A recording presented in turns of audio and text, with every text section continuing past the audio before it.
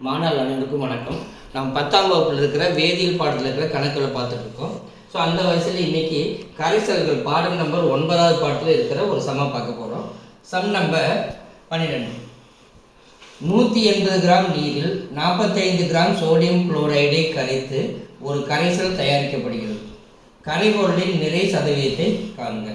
So ஒன்று நீங்கள் first ஒரு சிம்பிளாக புரிஞ்சுக்குவோம். நீங்கள் ஒரு பீக்கர் எடுத்துக்கிறீங்க. பீக்கரில் தண்ணி வாட்டர் H2O. ஸோ H2O எவ்வளோ எடுத்துக்கிறோம் அப்படின்னா 180 கிராம். 180 கிராம். இதுக்குள்ளே என்ன போடுறாங்க? 45 கிராம் சோடியம் குளோரைடு.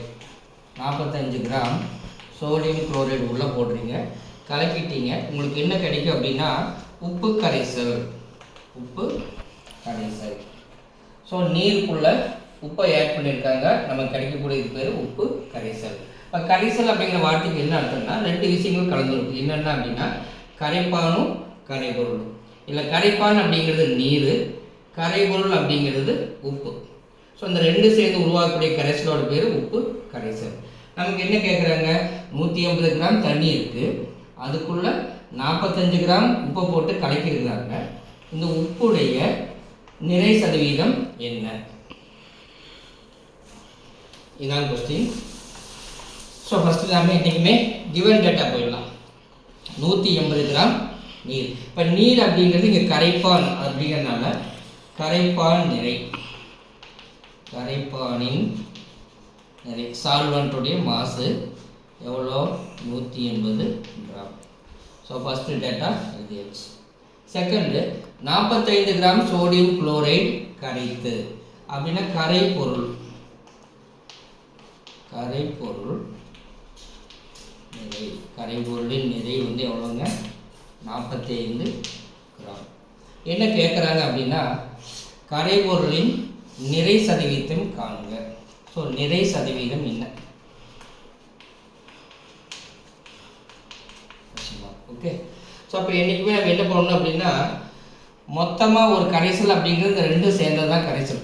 கரைப்பானும் கரைப்பொருளும் சேர்ந்தது தான் கரைசல்.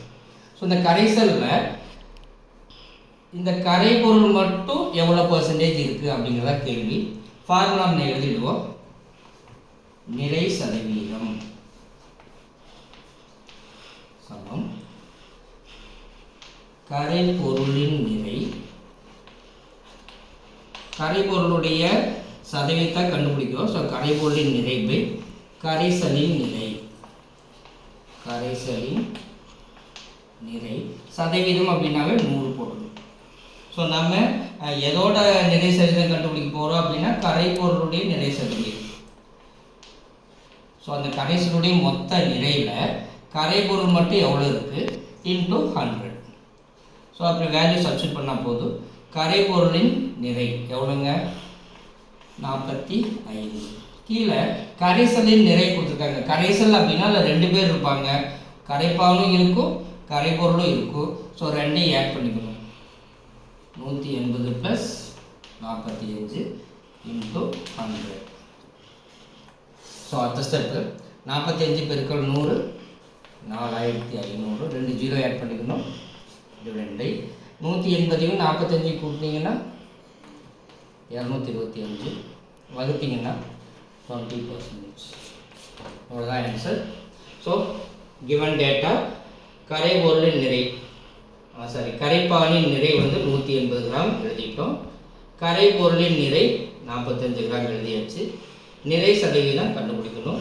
கரைபொருளுடைய நிறை சதவீதம் தான் கண்டுபிடிக்க போகிறோம். அதுக்கான ஃபார்முலா மொத்த நிறை, அதாவது கரைசலுடைய நிறை, அதில் கரைபொருளின் நிறை என்ன இன்ட்டு 100. ஸோ கரைபொருளின் நிறை என்ன இங்கே கொடுத்துருக்காங்க பாருங்கள், 45 டிவைடட் பை கரைசலின் நிறை. கரைசல் அப்படின்னா 2 பேர் இருப்பாங்க, ஒன்று கரைப்பானும் இருக்கும் கரைபொருளும் சேர்ந்ததுக்கு பேர் தான் கரைசல்.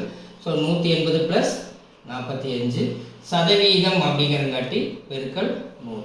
இப்போ 45 100 பெருக்கினீங்கன்னா 4500 டிவைடட் பை 180 45 கூட்டினீங்கன்னா 225.